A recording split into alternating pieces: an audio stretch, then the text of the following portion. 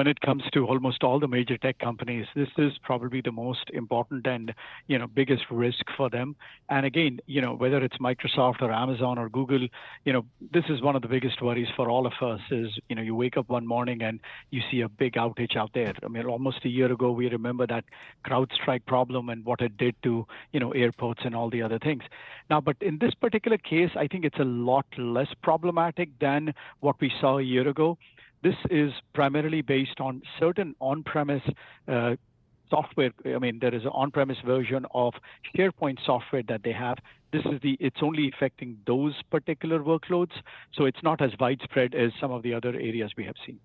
Now, what does this mean for cybersecurity companies? I mean, it's a good thing for them. They are, I mean, to be honest, over the last 15 years that I can remember, they're probably the one area. It doesn't matter what the macro environment is. They continue to grow, bigger and bigger. That's because there are so many little nuances that have to be protected. These networks have multiple software from multiple vendors.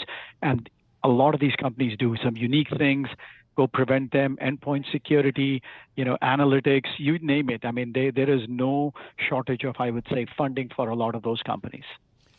So how do you characterize, or how do investors characterize just cyber crime risk for some of the big tech names that, the Mag 7 names, or just the big tech names in general? It's something that we don't really talk about too often, do we?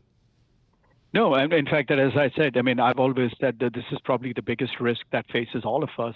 Because remember, now think about it, like AWS takes care of a lot of startups right now. You see a problem with that network, the rest of them goes down. Same thing you could say with Google's cloud platform, Microsoft's cloud platform.